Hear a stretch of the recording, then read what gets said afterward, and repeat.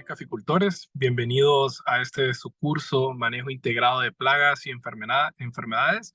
Mi nombre es Fernando Alcántara, especialista de comunicaciones para Plan Nescafé, recordando siempre que esta es una iniciativa de Nestlé ejecutada por la Fundación Conducafé. Y en esta ocasión nos acompaña Julio Hernández, quien va a ser nuestro instructor en esta clase, donde nos va a hablar un poquito más sobre el manejo integrado de enfermedades, recordando siempre que el curso que estamos haciendo ahorita, al cual se inscribieron, es manejo integrado de plagas y enfermedades. Entonces, para esta clase, Julio, nuestro compañero, va a hablarnos sobre este tema tan importante para nuestras fincas, para poder llevar un mejor control, ¿verdad? Y saber identificar, saber cómo controlar estas plagas, ¿verdad? Y conocerlas. Bien sabemos que al conocer nosotros las plagas y enfermedades, vamos a tener esa capacidad, ¿verdad? De identificar si lo tenemos en nuestra finca y en todo caso saber qué acciones tomar. Entonces, recordando siempre que por el chat les vamos a estar enviando su asistencia para que la registren y puedan llevar el día a día de todos estos cursos, ¿verdad? Recordándoles siempre que es muy necesario esto para su diploma al final del curso, ya que nosotros pues tomamos del sistema todas las asistencias que ustedes hagan, ¿verdad? El nombre de la clase sería Manejo Integrado de Enfermedades y recordándoles siempre que este curso viene a ustedes gracias a la iniciativa por los jóvenes caficultores de Nestlé ejecutado por la Fundación Conducafé. Adelante, Julio. Muchas gracias, Fernando, y bueno, por esa presentación. Gracias a ustedes, jóvenes caficultores, también por estar siempre presentes, ¿verdad? En nuestros cursos. El día de hoy, pues, me tocó también impartir la clase. El día de ayer, pues, estuvimos viendo algunas generalidades sobre el manejo agronómico del café. Y hoy, pues, vamos a ver ya a lo interno un poco más detallado el tema de enfermedades. Siempre estamos en el curso Manejo Integrado de Plagas y Enfermedades. Cuando llenen la asistencia que se les va a estar compartiendo, mis compañeros me van a estar ayudando, ¿verdad? Mis colegas me van a estar ayudando ahí en el link de Zoom a estar compartiendo esa asistencia para que ustedes puedan llenarla. Recuerden que tienen que estar llenando la asistencia para que les podamos enviar el diploma. La clase la van a encontrar como manejo integrado de enfermedades, la clase del día de hoy. Bueno, mi número de teléfono es, perdón, el número de teléfono de jóvenes caficultores es 3168-5203. Ese no es mi número de teléfono. Actualmente nosotros manejamos un número de teléfono específicamente para atender sus consultas, ¿verdad? Y es este que aparece acá. También está el correo, que es consultasjovenescaficultoras@hn.proyectos.com, donde ustedes pueden hacer sus, digamos, sus consultas. Así que sin más preámbulos, vamos a avanzar porque pues la temática es bastante amplia y yo quiero enfocarme en tres objetivos importantes que tiene esta clase. Primero, conocer las diferentes enfermedades que afectan el cultivo de café, ¿verdad? Como número dos, conocer las diferentes prácticas y condiciones climáticas que favorecen la propagación y desarrollo de las diferentes enfermedades. Y por último, conocer el manejo integrado de enfermedades del café.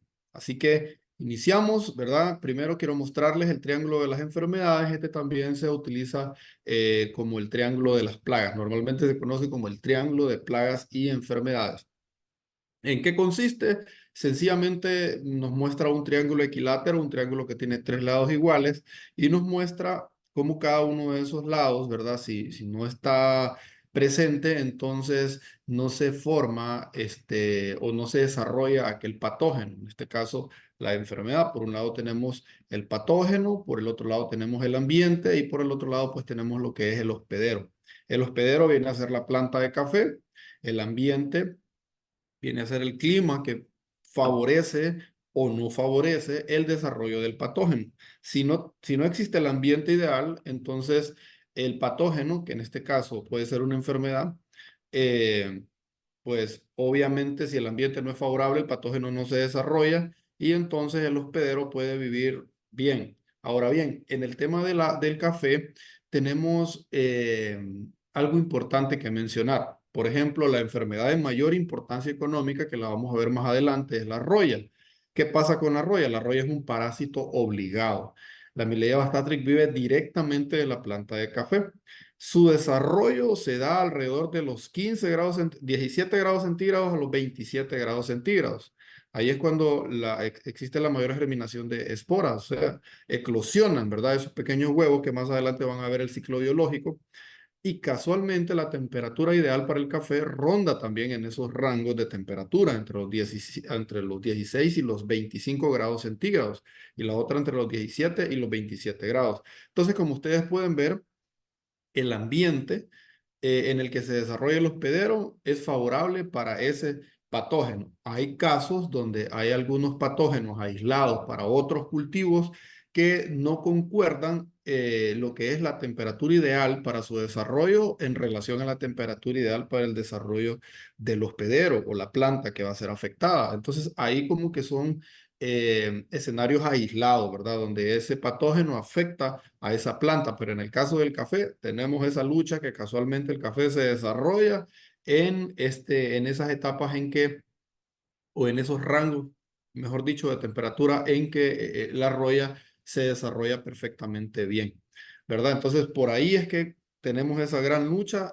Vamos a convivir siempre con la roya, porque la roya es un parásito obligado. Ahora la pregunta es, ¿cómo vamos a hacer para mantener una productividad alta, ¿verdad? Y al mismo tiempo mantener un ambiente sano, debido a que siempre estamos pensando en curar. Entonces, a la hora de estar queriendo curar la enfermedad, no nos interesa el microclima o no nos interesa el ambiente y entonces generamos o incrementamos el problema que les mencionaba el día de ayer, el impacto que tenemos al medio ambiente.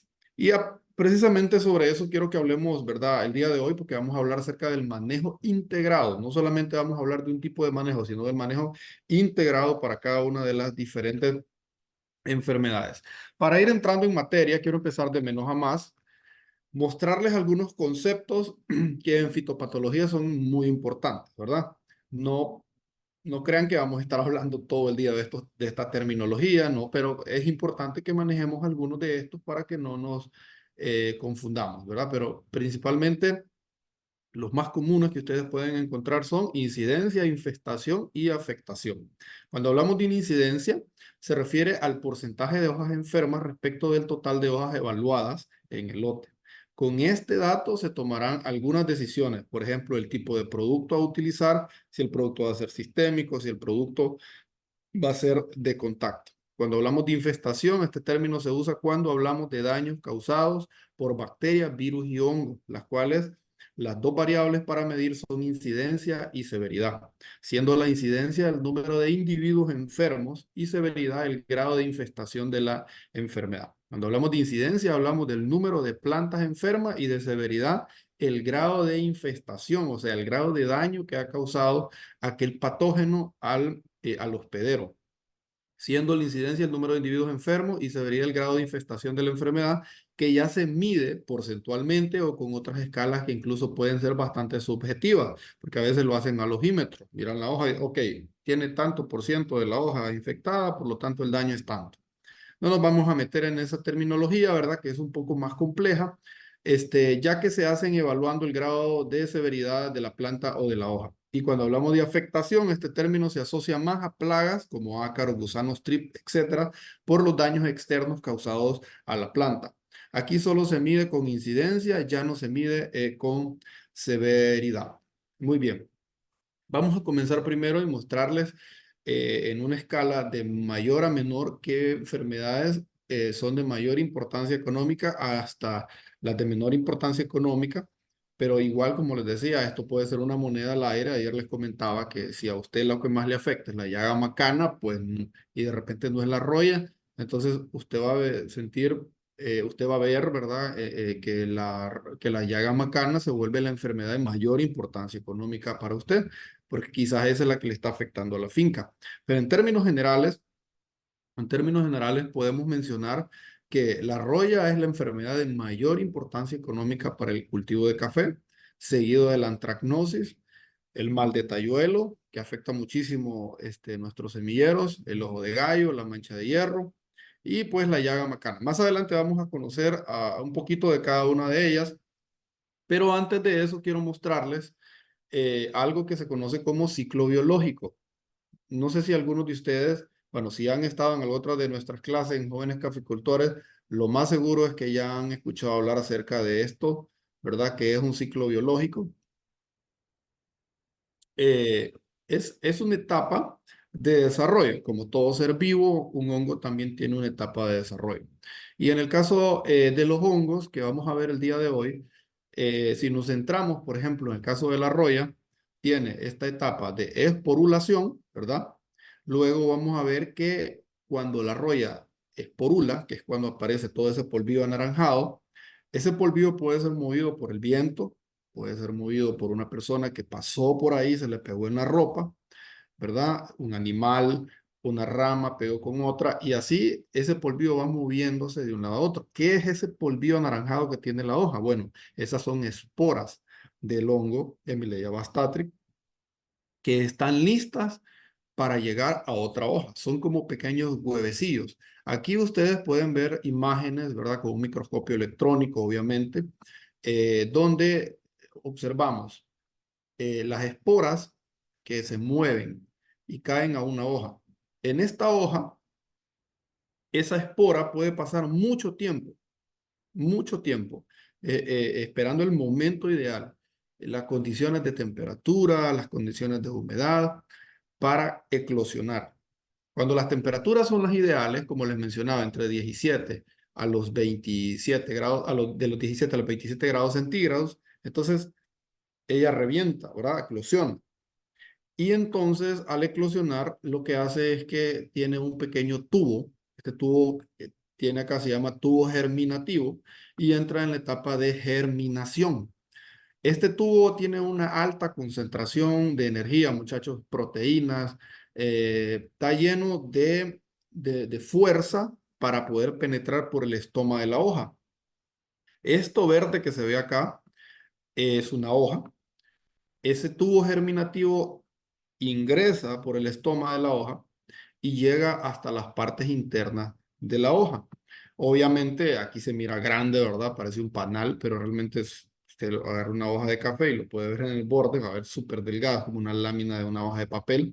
Sin embargo, con un microscopio podemos incluso caracterizar las partes, ¿no?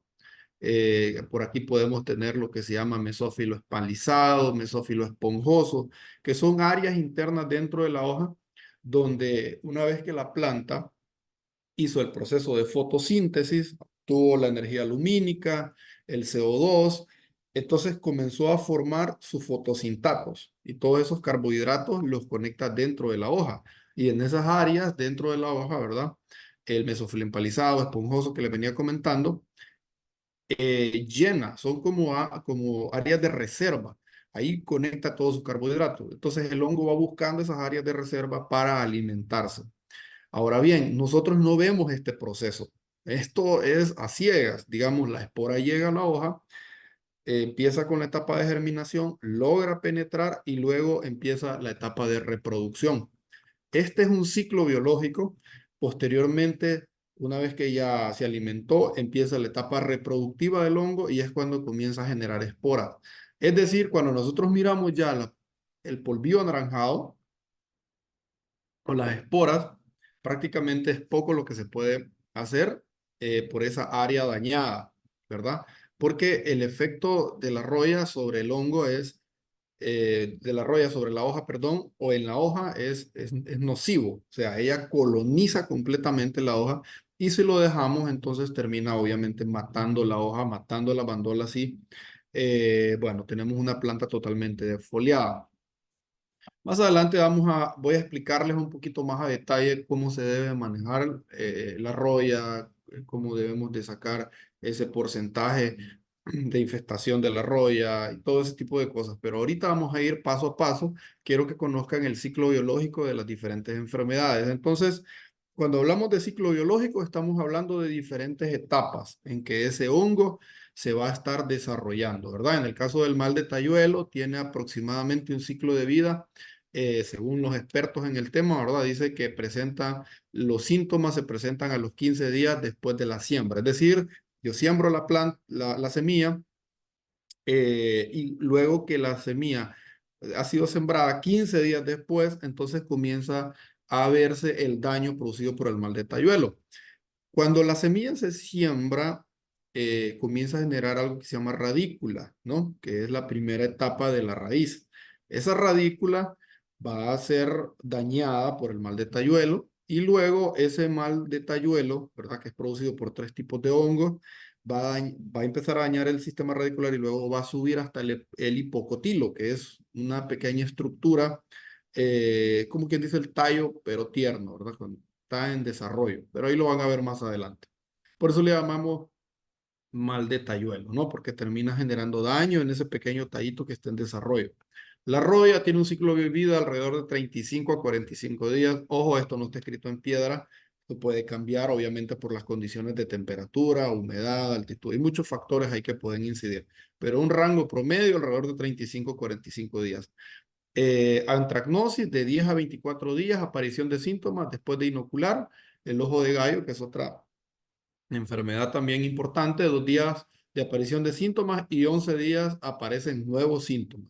En el caso de la antracnosis es policíclica, se mantiene diferentes ciclos en la finca, por lo tanto es importante tener un control fitosanitario. Fíjense, estar eliminando todas esas bandolas que están en el suelo, las bandolas que están podridas en la planta, porque si no el linóculo se mantiene y se sigue desarrollando. Y bueno, la mancha de hierro, que es otra enfermedad muy importante también, 14 días después de la inoculación en plantas expuestas al sol y 17 días en plantas con 50% de sombra. El investigador López F. Hernández, 1969, hizo esta investigación y en frutos 14 días después. Entonces podemos observar que dependiendo de la parte de la planta que haya sido afectada, depende de esa área específicamente cuando nosotros vamos a estar viendo lo que es las lesiones o la aparición de síntomas, ¿verdad? En el caso de la mancha de hierro, porque esta enfermedad es bien agresiva, jóvenes, puede generar bastantes complicaciones en la finca, principalmente en los viveros. Eh, Se debe a que el exceso de energía lumínica activa una enzima de la mancha de hierro y eso es lo que termina generando ese daño, pero más adelante lo van a conocer. Muy bien. Empecemos entonces desde la raíz, mal de Tayuelo.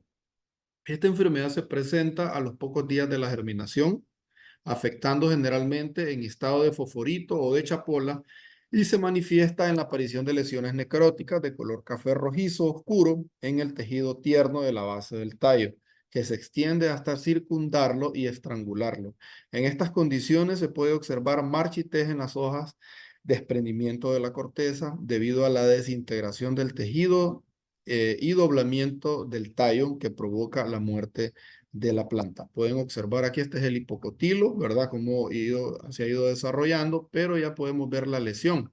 ¿Qué pasa? Dentro de ese hipocotilo, ese pequeño tallo en formación, también se están formando el sistema de xilema y floema, que son los haces vasculares de la planta o esos pequeños tubos donde la planta absorbe agua por el xilema y trasloca por el floema hacia toda su estructura. Cuando está grande, aquí están en desarrollo.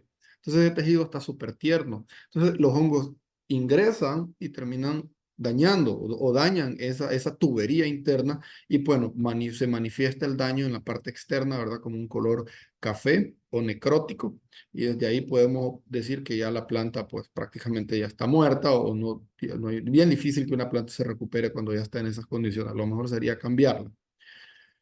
Muy bien. La enfermedad generalmente se presenta en focos localizados en el germinador. En ataques tempranos, la semilla no alcanza a emerger por el daño causado en el cuello. Al germinar la semilla emite primero la raicilla y después se empieza a diferenciar el tejido de la parte aérea o hipocotilo. A partir de ese momento, la planta es susceptible a la enfermedad, la cual ocurre aproximadamente 15 días después de la siembra. En ataques en estado de fósforo o chapola, inicialmente se observa en el hipocotilo una pequeña mancha negra húmeda y hundida que progresa hasta rodearlo completamente. Luego la plántula se vuelca y muere. Miren. Todo esto es el daño causado por el mal de Tayuelo. Ahora bien, la importancia, la importancia de conocer esta enfermedad es para poder controlarla. porque una vez que la enfermedad está presente en las plantas, o en este caso en las plántulas que están en desarrollo, ¿verdad? En el germinador, es bien difícil que podamos tener, obviamente, plantas sanas. Casi todas estas plantas terminan siendo afectadas a tal grado que ya no hay manera de recuperarlas. Pero bueno, hay controles. ¿Qué tipo de control deberíamos utilizar? Tenemos el control cultural, control biológico y control químico. No descartamos el control químico por su eficiencia, pero sí recomendamos que utilicemos un manejo integrado. En este caso incluye varios tipos de control. Aquí les estoy mostrando tres. El control cultural incluye colocar el sustrato a luz solar directa, ¿verdad? Exposición del arriate, cama, hora de luz solar, agua hirviendo también, ¿verdad? Curar el sustrato, usar un galón de agua hirviendo por metro cuadrado, se tapa con un plástico negro para que esa agua hirviendo se mantenga y genere una temperatura alta y el hongo pueda morir. Bueno, control biológico. Tenemos aquí tricoderma, ¿verdad? Este es uno de los hongos entomopatógenos, en este caso sería antagónico, es un hongo antagónico que no permite que el desarrollo de los tres hongos que generan el mal de Tayuelo, ¿verdad? Que es Rhizoctonia, tenemos también ahí Phytium y tenemos Fusarium, esos tres hongos se asocian, algunas veces hay más presencia de Fusarium, otras veces más de Rhizoctonia, otras veces más de Phytium, pero cuando se asocian el daño es muy severo. ¿Qué hace tricoderma? Tricoderma lo que hace es que coloniza la raíz. Tricoderma hace como un guante en la raíz de la planta, genera una simbiosis. ¿Qué es simbiosis? Es un intercambio de ayuda. Tricoderma protege la raíz y la raíz lo alimenta con exudados. Empieza a alimentar exudados y esos exudados son la comida de tricoderma y tricoderma lo que hace es que produce un bloqueo. Cuando llegan estos hongos no les permite que ingresen al sistema radicular, por lo tanto la planta permanece. Estudios indican que aplicado con el problema redujo la enfermedad en un 50%, o sea, habiendo, existiendo el mal de Tayuelo en el sustrato, lo aplicamos y funcionó en un 50%, ¿verdad? Y aplicado 5 días antes lo redujo en un 80%. Imagínese usted, entonces es muy efectivo, es importante que ustedes hagan controles biológicos para que vayan conociendo y no tengan que depender tanto de productos químicos. Control químico, bueno, en el caso del control químico, hay muchas moléculas que se pueden utilizar. Yo recomendaría, porque me ha funcionado muchísimo, utilizar el metiltiofanato, ¿verdad? Este controla muy bien a Fusarium. Fusarium es, si no me equivoco, es un ascomiceto. Este hongo, eh, este hongo, muchachos, termina generando daños letales en la planta. O sea, es impresionante, es muy rápido, actúa muy rápido y termina dañando fuertemente la planta. Entonces, el metilteofanato es una molécula que lo controla perfectamente. Hemos visto buenos resultados en campo. Mientras que en el caso de Fitium y en el caso del otro hongo que mencioné anteriormente, ¿verdad? Fitium y lo que es Rhizoctonia, son hongos que pueden ser controlados con este producto que tenemos acá, que es un fosetil de aluminio más Propomacar. Algunos de ustedes lo pueden conocer como Prevalor. Es un poco oneroso el producto, pero es muy bueno, muy, muy bueno. Lo controla muy bien, ¿verdad? Fitium es un hongo omiceto, es un tipo de hongo diferente a los ascomicetos, por lo tanto, no podemos meterlo en el mismo paquete que Fusarium, ¿verdad? Entonces, ese tema de subdivisiones de hongos es importante que ustedes sepan cuando un hongo es omiceto y cuando un hongo es ascomiceto, basidomiceto, que son hongos que son diferentes por un tema, este, por un tema básicamente, ¿verdad? De que tienen unos pared celular, otros no tienen, y también el tema del tiempo que se tardan para generar un daño, en el caso de estos hongos homicetos, es un poco más rápido, mientras que los hongos que son perfectos son hongos que se prolonga un poco más ese tiempo. Entonces, el daño puede ser un poco más agresivo en el caso de los homicetos porque es más rápido, pero en el caso de los ascomicetos, basidomicetos y estos hongos que son perfectos, entonces son hongos que pueden permanecer mucho tiempo en el suelo o pueden permanecer mucho tiempo en la planta. En el caso de la roya, por ejemplo, es un basidiomyceto, por eso es que la roya y el ojo de gallo, que son de esa misma subdivisión, se pueden controlar con los mismos productos. Pero más adelante vamos a ir viendo ese tema. Ahorita solo quiero que manejemos aquí que estos tres tipos de hongos podemos controlarlos con estos tres tipos de control que les acabo de mencionar. Muy bien, aquí tenemos unos platos Petri donde se hicieron algunas pruebas con tricoderma, ¿verdad? Y se puede observar cómo tenemos un tipo de hongo acá y luego aplicaron el tricoderma y mire cómo colonizó completamente ese otro hongo que teníamos acá. Entonces es importante manejar ambos tipos de controles o si pueden control cultural, perfecto, si pueden el control biológico, mucho mejor, pero recuerden que si van a hacer ustedes un control biológico, no pretendan después hacer un control químico obviamente, porque entonces van a matar al hongo benéfico, en este caso.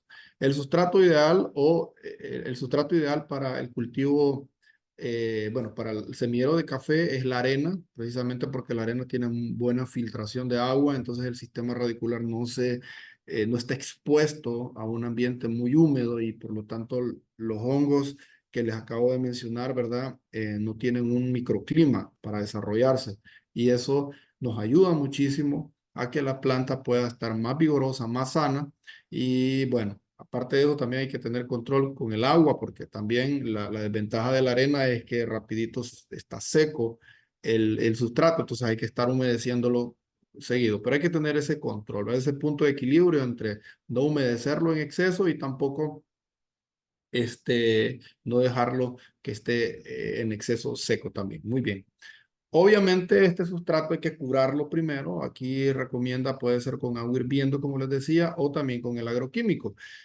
Si van a utilizar el metiltiofanato y el propomacar, yo digo que deberían, el metiltiofanato, el propomacar con el fosfatil de aluminio, son dos productos diferentes. El metiltiofanato es uno, fosfatil de aluminio más propomacar vienen dos moléculas en un solo producto.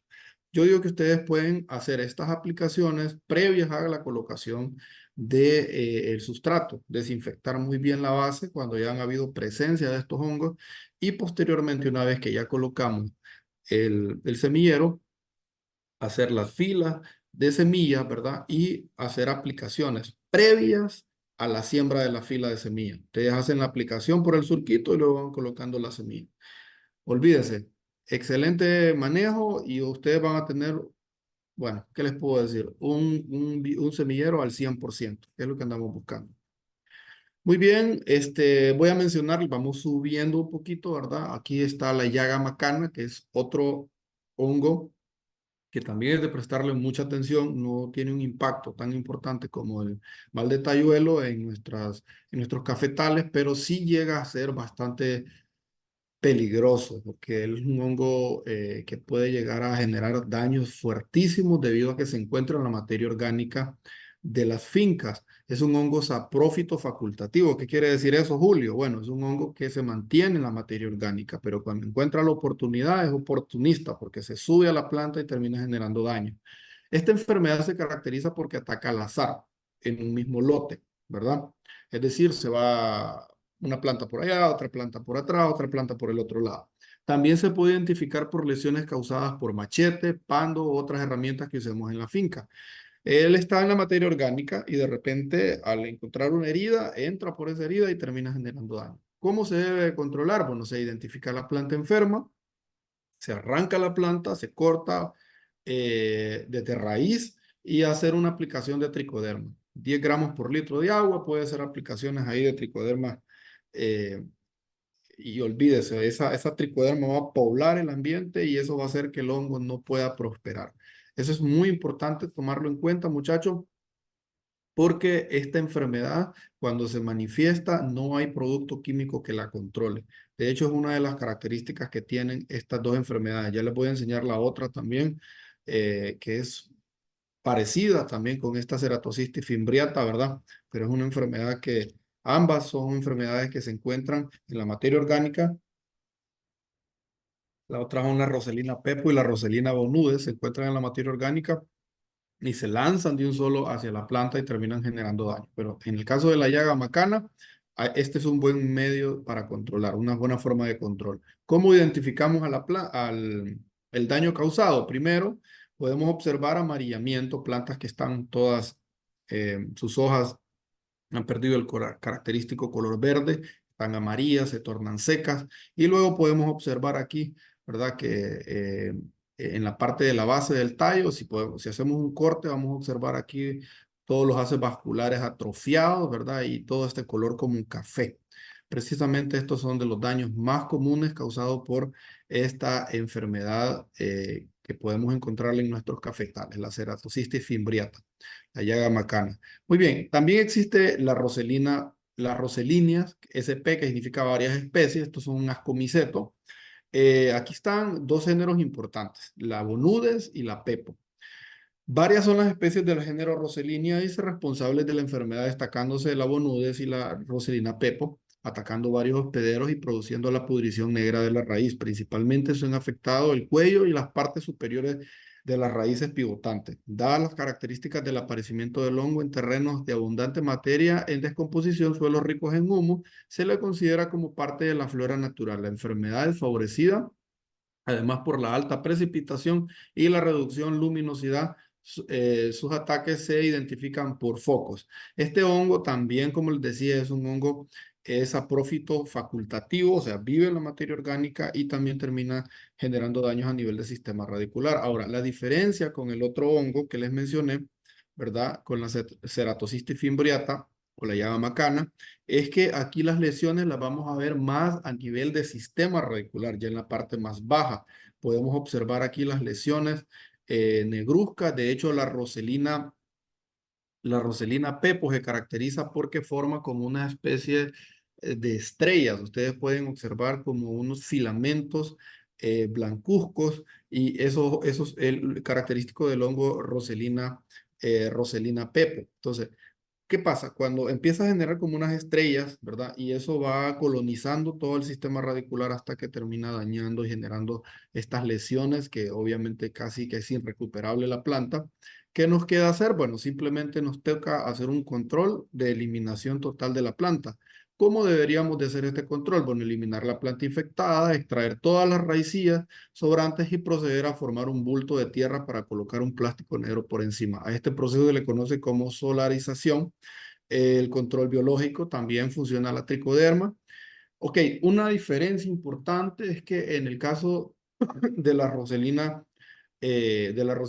pepo y la Roselina bonudes, esta sí ataca en grupos, es decir, podemos encontrar focos de diferentes plantas en un solo foco, digamos, tres, cuatro plantas infectadas, porque el hongo se mueve de una planta a otra por el sistema radicular. El sistema radicular del café está entrelazado por debajo, ¿verdad? Entonces, una raíz toca a la otra y comienza a pasarse. Entonces, hay que revisar bien qué plantas están infectadas y cuántas plantas alrededor se encuentran dañadas para eliminarlas, porque si no, el hongo siempre va a seguir progresando.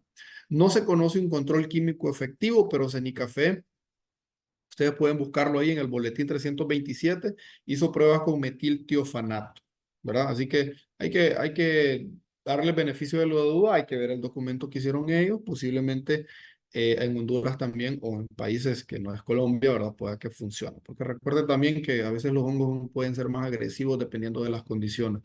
Y bueno, habría que ver cómo da como resultado hacer una aplicación de metiltiofanato en una finca de acá de nuestro país o de cualquier otro país. Puede hacer la prueba usted. Lo más recomendable es arranque la planta y aplique tricoderma. Muy bien. Avanzando, la antracnosis del café.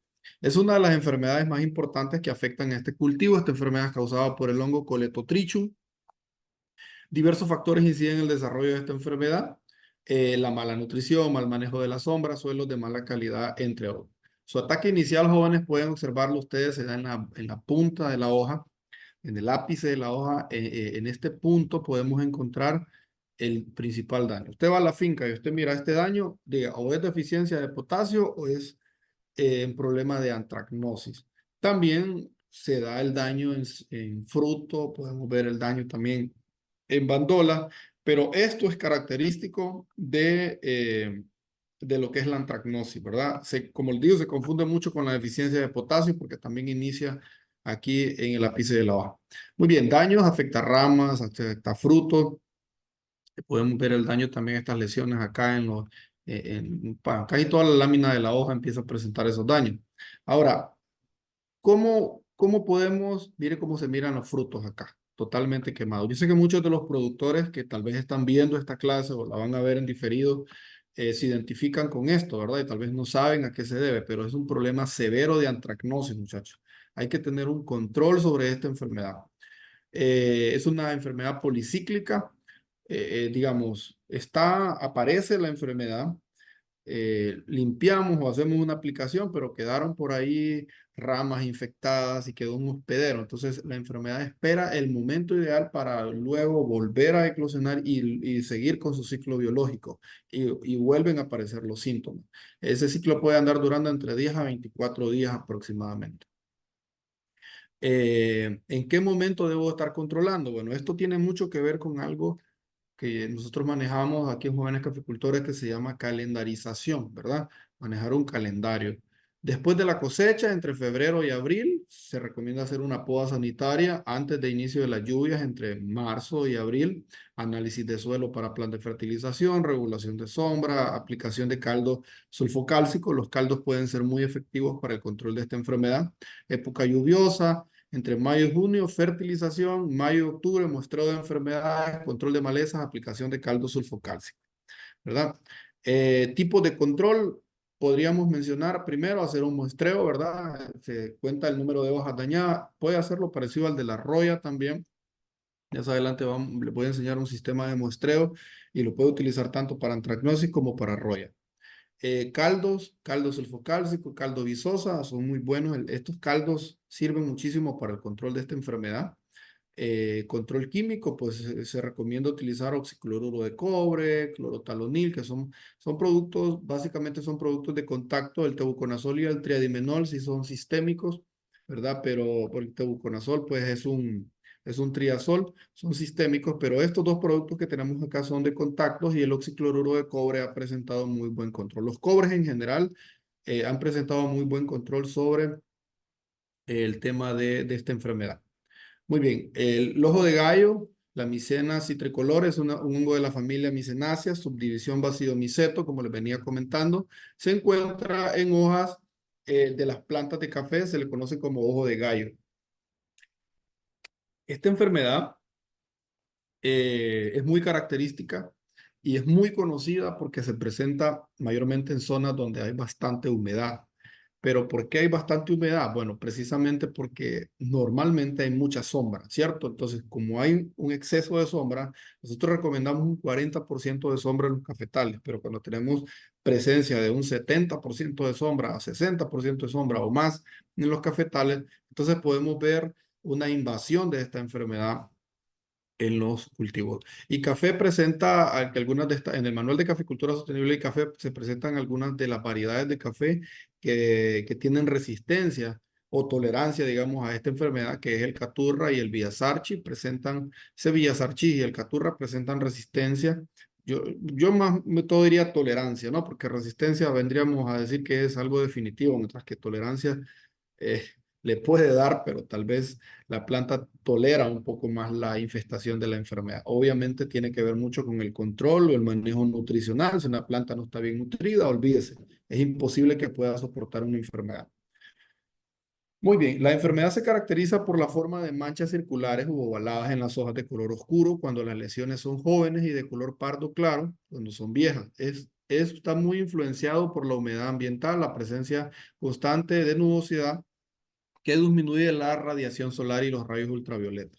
Aquí tenemos las estructuras sexuales, estos son basidiocarpos, ¿verdad? Y podemos observar acá las lesiones. ¿Cuál es la diferencia entre esta lesión y la lesión, por ejemplo, de la mancha de hierro? Que esta es más ovalada y el óvalo es bien formado, mientras que la mancha de hierro es un poco desuniforme. Entonces aquí tenemos la reproducción asexual, algunas son gemas, ¿verdad? Y esa es la parte asexual de la mancha de hierro. Una de las cosas que es importante conocer, jóvenes, es que cuando el hongo llega a la hoja, libera un ácido conocido como ácido oxálico, y eso es lo que genera esta lesión que podemos conocer acá. ¿Cómo lo hace? Bueno, el ácido oxálico lo que hace es que baja el pH de esa área, ¿verdad? De la hoja, y entonces eso termina generando una especie de quemadura, y es ahí donde miramos esa lesión. Por eso es que el anillo es tan bien formadito, ¿verdad? Porque se genera una lesión gracias a ese ácido que se colocó por parte del hongo. Ahora, ¿cómo deberíamos de controlarlo? Primero, bueno, acá tenemos algunas de los bacidocarpos que les mencionaba. Miren esta formación.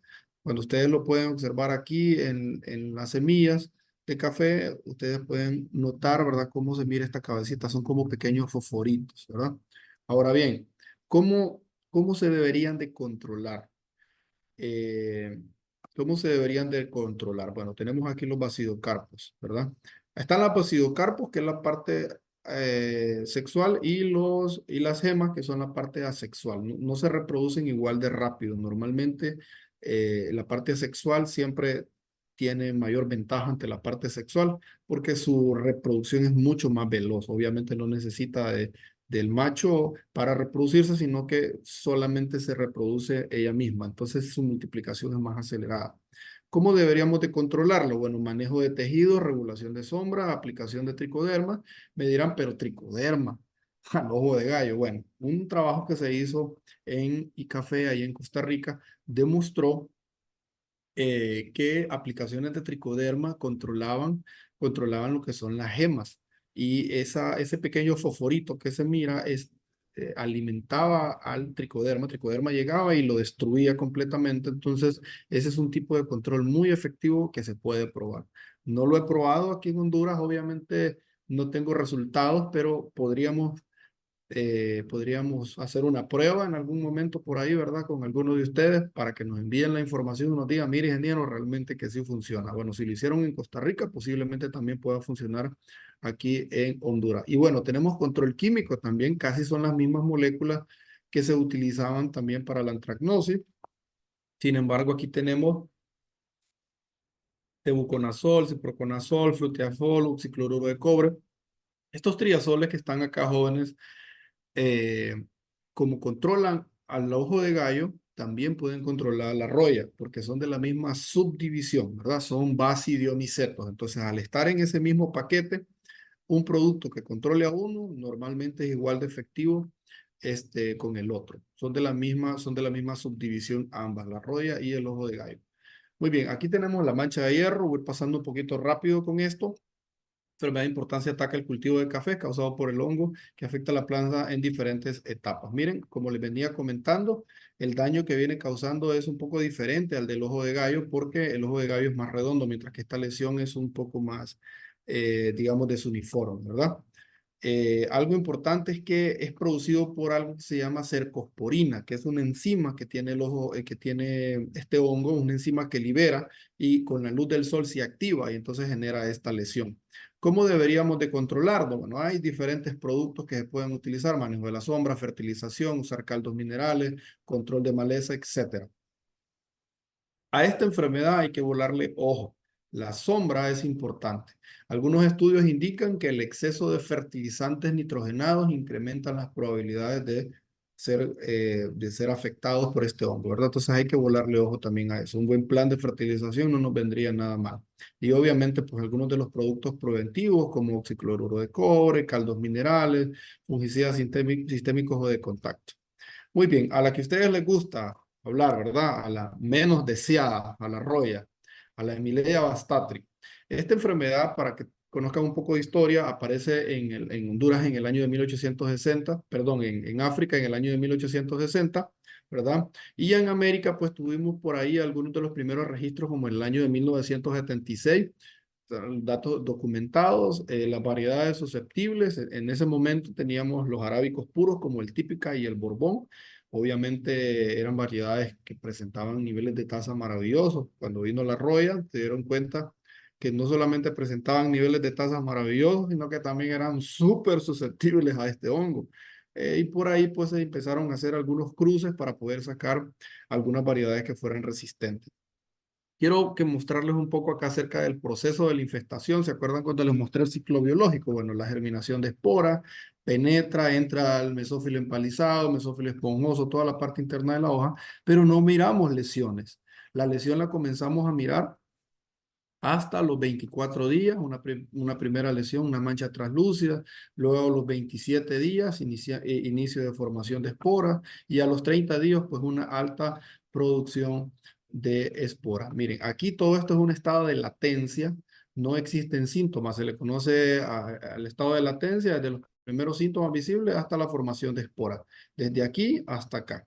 Ya después comenzamos a mirar la formación de esporas y obviamente pues ya la esporulación máxima de la enfermedad, que es cuando ya comienza a reproducirse. Son 90% del tiempo, surgen hasta en los 90, en los primeros 90% del tiempo no miramos síntomas, hasta después. Y eso es importante porque cuando entramos al cafetal pensamos que no hay nada y por eso es que nosotros siempre les decimos apliquemos productos de forma preventiva. Aunque no aparezca, es necesario tener una buena calendarización.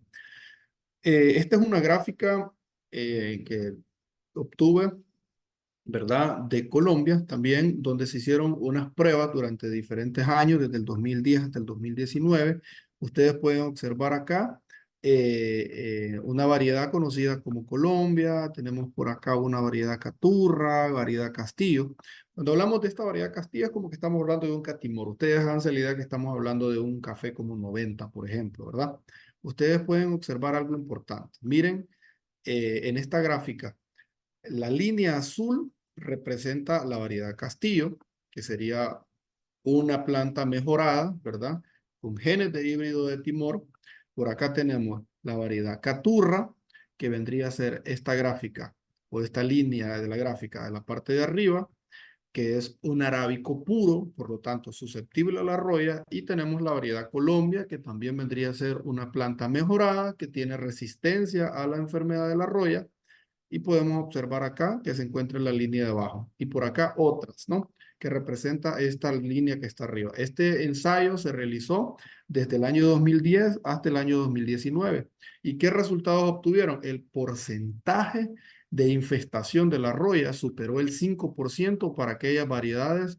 Voy a colocar el puntero para aquellas variedades que no tienen resistencia. Es importante, muchachos, conseguir variedades que sean resistentes. Es muy importante eso. Miren las variedades que tienen resistencia, que tienen genes del híbrido de Timor. Recuerden lo que les expliqué ayer. El híbrido de Timor una variedad que se origina del robusta, ¿verdad? Que el robusta sí es resistente a la roya, mientras que en el caso de nosotros que tenemos aquí como el caturra, que es un arábico puro, ¿verdad? Se mezcló con el híbrido de Timor para formar los catimores. Y en el caso del parainema, que fue un Villasarchi arábico puro, se mezcló con el híbrido de Timor para formar un sarchimor como el parainema. Esos son resistentes a la roya y esa resistencia que tienen les permite a ellos no ser tan susceptibles como los arábicos puros, ¿verdad? Aquí podemos ver incidencias hasta del 35%, imagínese usted. Muy bien, el momento oportuno, el objetivo del control de la roya. ¿Cuál es el objetivo del control? Primero, retener el 70% de las hojas funcionales en la planta. Sin ese 70% de hojas, es imposible que podamos tener una buena cosecha. Asuma usted que queramos sacar 25 quintales oro por manzana en una plantación de 3.500 plantas por manzana. Si no tenemos ese 70% de hoja, no vamos a lograrlo. Entonces, desde la floración más importante, desde la antesis que se abre la flor y usted va a hacer con un calendario de evaluación de la floración más importante, hasta unos 30, 60 días antes de la cosecha, usted tiene alrededor de 240 días para controlar la roya. 60 días después de la floración más importante, usted debería estar haciendo el primer muestreo. Es decir, usted hoy hizo un muestreo de floración y obtuvo la mejor floración de su finca. Bueno, desde ese momento, 60 días después, usted debería hacer el primer muestreo de roya y en base a ese muestreo, hacer una aplicación de un producto. Más adelantito les voy a estar enseñando eso. Tenemos aquí objetivos del control de roya, jóvenes. Tenemos, ¿por qué es importante hacer el control de roya en esta etapa? Bueno, precisamente porque en esta etapa el grano está en desarrollo. Si el grano de café tiene una pérdida no sé, un estrés por humedad, por exceso de lluvia, o por falta de agua o por pérdida de hojas, entonces las hojas no están traslocando carbohidratos al grano y el grano se queda pequeño. Si ese grano se queda pequeño, pierde peso, muchas veces se cae. Entonces, ¿cuál es ese momento en que nosotros tenemos que estar controlando la roya? Desde los 60 hasta los 180 días. Es aquí el momento ideal del control. Aquí les voy a enseñar ahorita cómo se debe hacer esa medición. Primero nos vamos a ir a la finca, vamos a hacer movimientos en zigzag, vamos a tomar 60 plantas en una hectárea, ¿verdad? Vamos a irnos a la bandola del tercio alto, bandola del tercio medio, bandola del tercio bajo y vamos a contar el número de hojas infectadas y lo vamos a dividir entre el número total de hojas que contamos. Y eso lo multiplicamos por 100. Debería andar menor al 5%. Ahora bien, a los 60 días hacemos ese primer muestreo, a los 90 días lo volvemos a hacer, a los 120 días lo volvemos a hacer y a los 180 días lo volvemos a hacer. Si la incidencia es menor al 5%, entonces se recomienda hacer la aplicación de un producto que sea de protectante o de contacto, pero en caso de que la incidencia sea muy alta, ¿verdad? Que sea arriba del 5%, yo recomendaría que hicieran aplicaciones de productos sistémicos. ¿Por qué razón? Porque el hongo ya está dentro de la hoja, por lo tanto hay que hacer un control directo hacia adentro, no solamente a la espora que está afuera, ya que el producto de contacto se queda en la lámina de la hoja, pero no penetra, mientras que el sistémico sí se introduce. Entonces, resumiendo, a los 60 días primer muestreo, se decide si se hace una aplicación dependiendo del porcentaje de incidencia, a los 90 días el segundo, y lo mismo 120 y 180 días. Bueno, aquí solo para dárselos así para que ustedes lo tengan, ¿verdad? Algunos de los productos más utilizados según Rainforest Alliance en Honduras. Tenemos aquí el piraclostrobin, epoxiconazol, azoxitrovin. Todos estos productos se utilizan muchísimo en Honduras. Tengan muchos cuidados con el epoxiconazol, ¿verdad? Que es un producto bastante pesado. Eh, por ahí me gustaría mencionarles las razones, ¿verdad? Pero no estamos en tema de genética de agroquímicos, en algún momento podría explicárselos, pero estos son los productos que más se utilizan y tienen muy buen control. Bueno, ya miro a Fernando por ahí casi quitándome la palabra, entonces vamos a terminar ya con la clase, resumen de lo aprendido hoy. En el triángulo de las enfermedades aprendimos, la mala selección de la zona o ambiente aumenta el daño por hongos. Cuál es ese daño o quién es ese hongo? Es el patógeno, lo que baja la producción del café, que es el hospedero. Las enfermedades de mayor importancia económica, las enfermedades de mayor importancia económica en el café son la roya, la antracnosis, el mal de tayuelo, ojo de gallo y mancha de hierro. Para tener un control exitoso se necesita realizar un manejo integrado que incluya control cultural, biológico y químico. Las variedades de café mejoradas son más resistentes a la roya. Se necesita conservar el 70% de las hojas del café para obtener una buena producción de café. Y por último, los controles preventivos y curativos para roya se seleccionan de acuerdo a un muestreo de enfermedades en el cafetal, siendo el 5% el punto de alerta. Bueno, hoy sí, Fernando, cuénteme por ahí si tenemos alguna pregunta, ¿verdad? Para poderla abordar. Sí, de hecho, bueno, es un tema extenso, es un tema que tiene bastantes variantes, depende de muchos factores. Y bueno, tenemos alguna pregunta, bueno, tenemos varias preguntas, saludos también. Y bueno, nos dice, por ejemplo, Carla Castellón, hay que recapacitar y buscar opciones antiguas. Eh, ok, ella habla sobre perder lo orgánico, ¿verdad? Pero cada quien pues puede llevar ese control, ¿verdad? Lo importante es evitarlo. Entonces para eso están todas estas alternativas. Y tenemos saludos también, por ejemplo, desde Nicaragua nos saluda Harriet y vamos a tratar de contestar algunas tres preguntas, creo, Julio, ya que por el tiempo pues es un tema Sí. muy largo, entonces sí, sí, no, nos evita, ¿verdad? Eh, poder responder más preguntas, quitando el tiempo de la clase, ¿verdad? Y luego veo preguntas aquí, sí les solicitaría que sean un poquito explícitos en las preguntas, ¿verdad? Ya que en el momento de la clase, pues ustedes preguntan, pero ya cuando se está pues, viendo la pregunta, un momento después no sabemos a qué se refiere, ¿verdad? Por ejemplo, Sergio nos dice, ¿cómo se aplica la tricoderma para controlar el ojo de gallo? Bueno, primero quiero comentarles que Trichoderma arcianum es un hongo, muchachos, como les mencionaba, antagónico. Muy bien.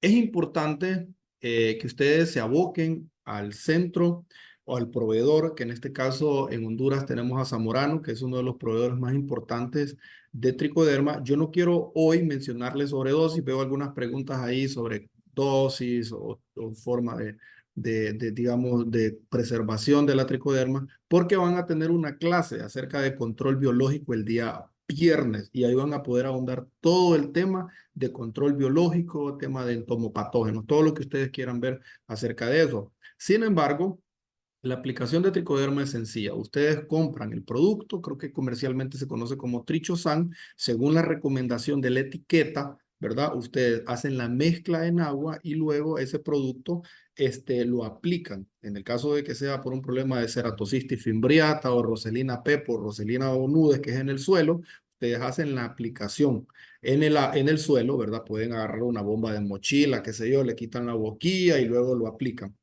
Esa mezcla que se recomienda, obviamente en la ficha técnica no voy a estar mencionando dosis porque no me gustan las recetas de cocina, ellos van a estar hablando de las dosis recomendadas. Ustedes lo mezclan en agua y de esa mezcla ustedes lo vierten en la bomba de mochila y lo aplican. Eso no requiere mucha ciencia, hombre. Solamente tienen que aplicarlo en el suelo. ¿Qué hace el hongo? Al llegar al suelo empieza a desarrollarse y a multiplicarse.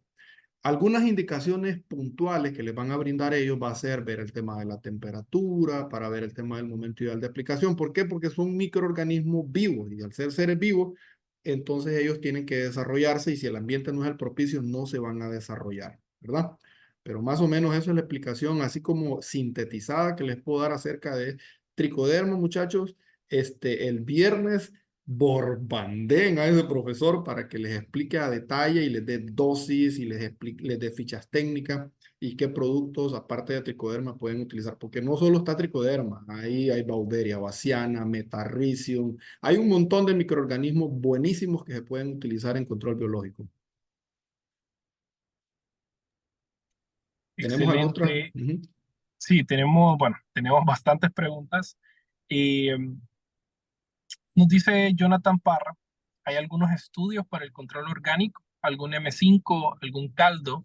Creo que se Ujú. refiere a algo más pues, artesanal. Sí. Sí, de hecho, eso es un punto importante. Nosotros damos una clase en el curso integral que se llama preparados orgánicos, ¿verdad? Y una de las limitantes de los preparados orgánicos es que no hay suficiente investigación científica. Por ejemplo, si hablamos de un caldo sulfocálcico, que por ahí creo que en Facebook lo preguntaban, ¿qué hago yo? Yo en 20 litros de agua yo vierto media libra de cal y media libra de azufre, ¿sí? Coloca el agua a hervir, coloca primero el azufre, lo degrada bien a modo que se diluya y luego la cal, una vez que ya está diluido el azufre, coloca la cal y eso usted lo mezcla hasta que torna un color ladrillo. Luego lo pone a enfriar para que luego lo pueda usted utilizar medio litro por bomba de 20 litros y es muy efectiva. Yo lo he utilizado y me ha funcionado bien para hongos como antracnosis. Hay ciertos peligros, por ejemplo, no se recomienda para leguminosas, eh, cultivos que están en floración. Y entonces, la limitante de los productos orgánicos precisamente es que carecen mucho de rigor científico, ¿verdad? Y hasta que nosotros no nos sentemos a hacer una evaluación científica de cada uno de los productos, no podemos decir si realmente este producto va a funcionar al 100%. Yo conozco productores que me dicen, yo con mis caldos he hecho maravillas, pero tengo otros que me dicen, a mí no me ha funcionado. Incluso he tenido algunos casos de productores que han tenido fitotoxicidad por una mala aplicación o porque se excedieron en una dosis. Para todo propósito, muchachos, yo les recomiendo que ustedes busquen información, hay un científico muy conocido, ustedes lo han de conocer también, ¿verdad? Que se llama Restrepo. José Restrepo creo que es el nombre de él, pero sí el apellido es Restrepo. Pueden buscarlos ahí, abono orgánico Restrepo. Él usa otra palabra que no quiero mencionar porque estamos al aire. Pero abonos orgánicos Restrepo y ahí le va a aparecer todos los videos de él, cómo se fabrica el caldo visosa, el caldo bordelés, el caldo sulfocálcico y todos esos caldos, ¿verdad? O pueden entrar a jóvenes caficultores también, la clase de preparados orgánicos que se dio el año pasado, ahí se les está dando algunas recetas de cocina. Yo les digo así realmente, disculpen, pero en realidad pueden variar esa dosis, pero ahí sí aparecen algunas que nosotros hemos probado, ¿verdad? Y ustedes las pueden utilizar. Funcionan muy bien. Excelente, Julio. Bueno, vamos con la última pregunta antes de nuestro cierre. Siempre recordándoles que estamos compartiendo el link de Instagram para que estén informados de las clases que se vienen a futuro. Y nos preguntan, una pregunta muy interesante nos hace Danilo Díaz. Muchos nunca hemos fumigado. Tal vez nos indica cuántos puff o bombeadas o ml por cada árbol de café al suelo aplicar. Muy bien, buena pregunta. Primero, hay que medir cuánta agua vas a necesitar. Paso número uno, ¿verdad? ¿Cómo haces esa medición? Bueno, eso va a depender de la calibración de la bomba, va a depender también del aplicador. Normalmente lo que se hace es que se busca un área, yo busco alrededor de 10 metros cuadrados, ¿verdad? Utilizo aquella bomba, una bomba de mochila, y comienzo a hacer la aplicación con la bomba. Hasta donde usted calcule que se terminó el agua, entonces usted ya puede decir, bueno, tanto de agua se me va por tanta área, ¿verdad? Normalmente como regla, no podríamos decir regla general, pero que normalmente se utiliza es una bomba de 20 por tarea. Eso quiere decir que podemos estar utilizando 16 bombadas por manzana o 22 bombadas por hectárea, porque la hectárea tiene 22 tareas. Pero eso no está escrito en piedra, eso puede variar. Entonces mejor hagan su medición. Llenen de agua la bomba de mochila y vean cuánta área cubren con esa bomba. Ahora, ¿cuánto aplicar de un producto? Eso aparece en la ficha técnica. Las fichas técnicas te dicen tanto, por ejemplo, le puede decir 50 cc o 60 cc de X producto por 200 litros de agua, ¿verdad? Como usted ya sabe cuánta agua utiliza por tarea o por manzana o por hectárea, entonces usted ya sabe cuánto de ese producto necesitaría para poder cubrir toda esa manzana, toda esa tarea o toda esa hectárea. Esa es la forma correcta de hacer la medición. Excelente. Y bueno, ya es la hora, ¿verdad? Es un tema muy extenso. Cada pregunta de ustedes se podrían tomar unos 15, 20 minutos en una respuesta moderada, ¿verdad? Pero bueno, para eso estamos, ¿verdad? Para darles este curso, traerles a la mano este tipo de consejos. Y es muy bueno que pregunten, ya que pues vamos a tratar de estar subiendo preguntas y respuestas en nuestras redes sociales. Y igual para la mejora de la presentación, aclarar temas, tal vez incluir una de sus dudas. Entonces sí, es muy apreciado por ustedes, ¿verdad? Que nos estén enviando esos mensajes por compartir desde Nicaragua, desde Guatemala, mire por ahí también. Entonces, los esperamos, ¿verdad? En la siguiente clase. Es bien importante que tomen su asistencia, nos sigan en redes sociales para saber sobre los cursos a futuro. Y también, ¿verdad? Decirles que esto es la iniciativa por los jóvenes caficultores de Nestlé, ejecutado por la Fundación Conducafé. Y dejo a mi compañero Julio para que dé sus palabras de despedida. Bueno, muchas gracias, Fernando Alcántara. Jóvenes, gracias por su tiempo, por estar con nosotros. Quiero decirles que el día de mañana van a tener una clase extraordinaria también con el ingeniero Rubén Llanes. Van a estar viendo el tema de manejo integrado de plagas en el cultivo de café, así como vieron hoy lo de enfermedades. Si tienen dudas, jóvenes, estamos abiertos a preguntas. Discúlpenos que a veces nos tardamos en contestar en WhatsApp, lo que pasa es que son tantas preguntas que existen que vamos paso a paso, pero mientras dure el curso les prometemos que vamos a cerrar con todas esas dudas. Tengan la confianza que si ustedes nos llaman, nosotros les contestamos, ¿verdad? Eh, sí, el día de mañana, el día jueves, vamos a tener también la clase de manejo integrado de malezas. El día viernes vamos a estar teniendo una clase buenísima, no se la pierdan también, ¿verdad? Que es el control, el manejo integrado, pero también con productos biológicos. Así que pilas ahí, ¿verdad? Para que aprendamos. Yo sé que van a salir expertos en todo el tema fitosanitario del cultivo de café. Jóvenes, gracias por acompañarnos. Les deseo que pasen una feliz noche. Los esperamos a las 6 de la tarde del día de mañana. Llenen su asistencia. Con esa asistencia van a ser acreedores de su certificado. Para que el link les aparezca en azul.